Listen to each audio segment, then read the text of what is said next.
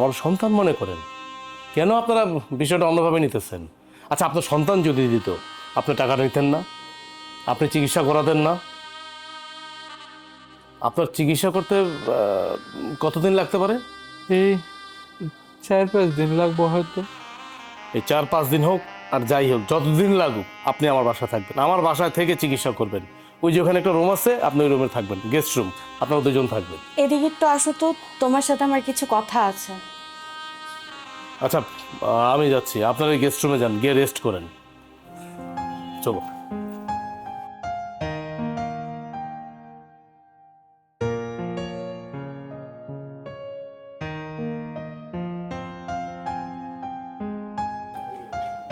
কি হয়েছে? আচ্ছা, তুমি দুইটা মানুষকে চিনো না, জানো না, তাদেরকে তুমি বাসায় নিয়ে আসলা। তারা যদি কোনো একটা অঘটন ঘটিয়ে ফেলে তখন তুমি কি করবে? তুমি হয়তো সন্দেহ করতেছো। আচ্ছা, তোমার কি মনে হয় ওই দুজনকে দেখে, ওই দুজন বাপ মাকে দেখে তোমার মনে হয় যে তারা অঘটন ঘটাবে, বা তারা কোনো ফেক লোক, টাকাটা এমনি এমনি নিচ্ছে? তোমার কি মনে হয় বলো তো? একটা মানুষের চেহারা দেখলে তো বোঝা যায় অনেক কিছু, ধারণা করা যায়। তোমার ধারণা কি? আমার ধারণা কিছুই না।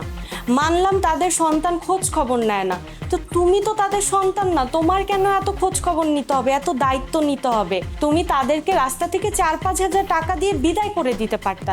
এই উটকো ঝামেলা কেন তোমার বাড়ি বয়ে নিয়ে আসতে হবে? আনলে তো আনলে, আবার বাড়িতেও থাকতে বলছো।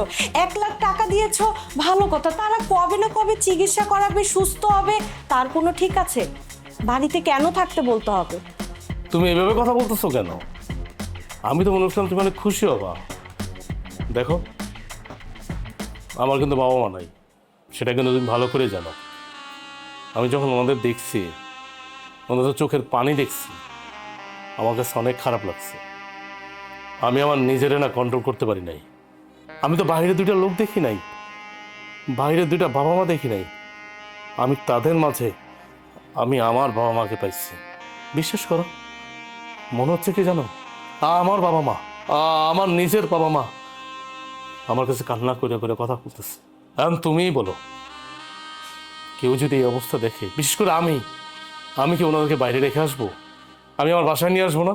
তাদেরকে দেখে তোমার বাবা মার কথা মনে পড়েছে, তাই তুমি তাদেরকে 1 লাখ টাকা দিয়েছো, ভালো কথা। কিন্তু কেন তাদেরকে এই বাড়িতে থাকতে বলতে হবে? এই বাড়িতে তো আমার ননদ আর ননদের জামাইও থাকে। তারা যখন দেখবে, বিষয়টা কি ভালোভাবে নিবে? আহা, তুমিও তো অস্থির হতেছো কেন? তারা তো বললোই যে 4-5 দিন থেকে চলে যাবে, ডাক্তার দেখানো শেষ, চলে যাবে। আর আমাদের গেস্ট রুমটা তো আছেই। আর আমার বোনের কথা বলতেছো, তো আলাদা রুমে থাকে, বোন জামাই, সমস্যা কোথায়? শোনো, আমি যা করছি খুব ভেবে চিন্তে করছি। ঠিক আছে, তোমার যেটা ভালো মনে হয় তুমি সেটাই করো। আমি এ বিষয়ে আর কোনো কথা বলবো না। আচ্ছা, এই সমস্ত কথা বাদ দাও তো। তারা যদি শুনলে কিন্তু অনেক কষ্ট পাবে। আমার কাছে বিষয়টা কেমন কেমন যেন লাগতেছে।